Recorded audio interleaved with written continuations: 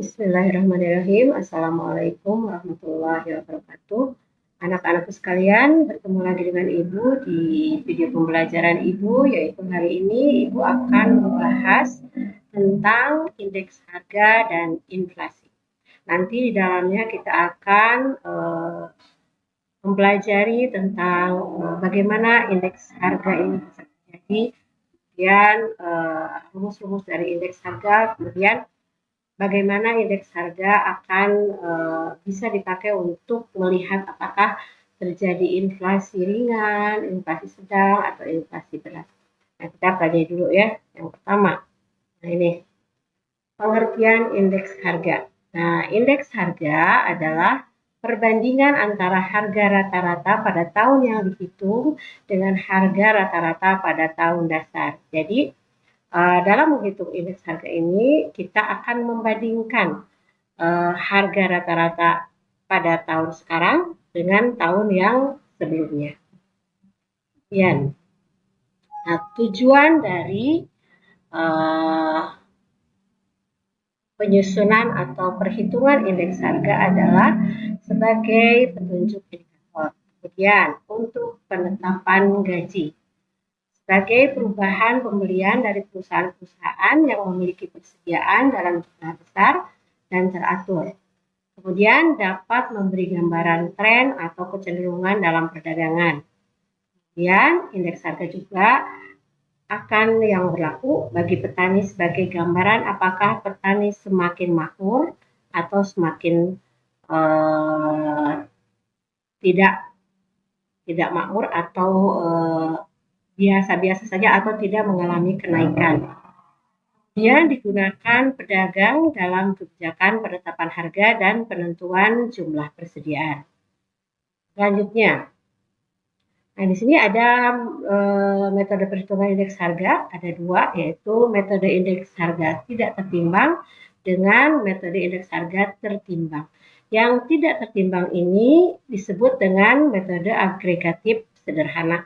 Kenapa dikatakan sederhana? Karena hanya membandingkan harga-harga pada tahun yang dihitung dengan harga-harga pada tahun sebelumnya.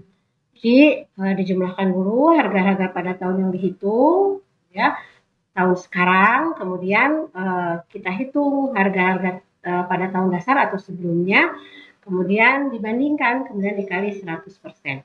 Nah itu ya.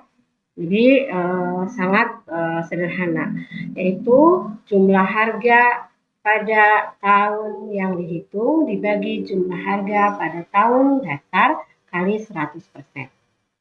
Itu untuk metode agregatif sederhana. Kemudian yang kedua adalah metode indeks harga tertimbang. Ada dua, ada metode Laspeyres sama metode Passe. Nah, bedanya di sini tidak hanya membandingkan antara harga-harga pada tahun yang dihitung dengan harga-harga pada tahun dasar, tapi juga dibandingkan dengan kuantitas barang pada tahun dasar. Jadi untuk yang Laspeyres, kita membandingkan indeks harga dengan tahun kuantitas barang pada tahun dasar. Sehingga rumusnya adalah indeks Laspeyres sama dengan jumlah harga tahun yang dihitung kali kuantitas barang pada tahun dasar dibagi jumlah harga pada tahun dasar dikali dengan kuantitas barang pada tahun dasar dikali 100%. Oke, selanjutnya.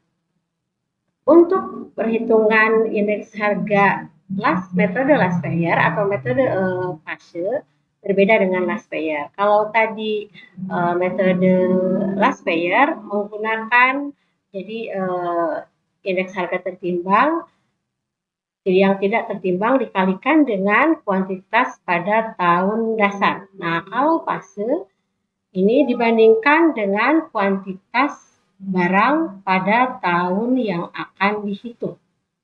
Sehingga rumusnya adalah indeks Passe sama dengan jumlah harga tahun yang akan dihitung dikalikan dengan kuantitas barang pada tahun yang akan dihitung dibagi jumlah harga-harga pada tahun dasar dikalikan dengan kuantitas barang pada tahun yang akan dihitung kali 100%.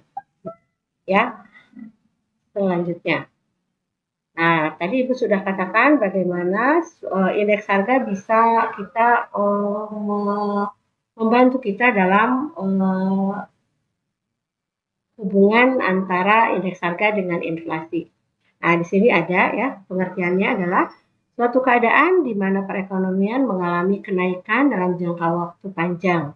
Jadi, yang disebut kenaikan di sini adalah kenaikan harga-harga dalam jangka waktu yang terus-menerus, yaitu inflasi. Kemudian penyebabnya mungkin saja dikarenakan adanya desakan biaya produksi yang semakin naik. Salah satunya itu ya.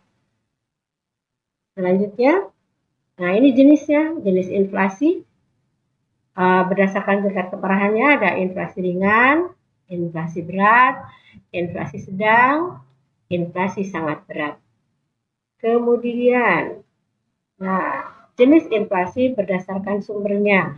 Ada bersumber dari luar negeri dan ada bersumber dari dalam negeri. Kemudian, jenis inflasi berdasarkan penyebabnya.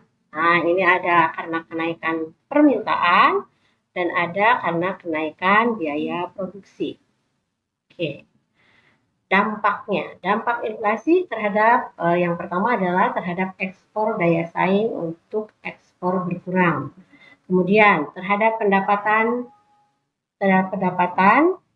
berdampak pada pendapatan masyarakat. Kemudian yang ketiga terhadap minat orang untuk menabung akan berkurang. Kemudian yang keempat adalah terhadap kalkulasi harga pokok terlalu besar dan atau terlalu kecil. Nah, cara mengatasinya yaitu dengan kebijakan moneter dan kebijakan fiskal. Di antaranya dengan kebijakan moneter yaitu mengurangi jumlah uang yang beredar. Kemudian dengan kebijakan fiskal dengan mempengaruhi penerimaan dan pengeluaran pemerintah. Kemudian kebijakan lahir di luar kebijakan moneter dan fiskal ada. Ya, kemudian ada meningkatkan produksi dan menambah jumlah barang di pasar. Kemudian menetapkan harga maksimum untuk beberapa jenis barang. Untuk materi yang Ibu sampaikan, dicukupkan sekian. Nanti kalian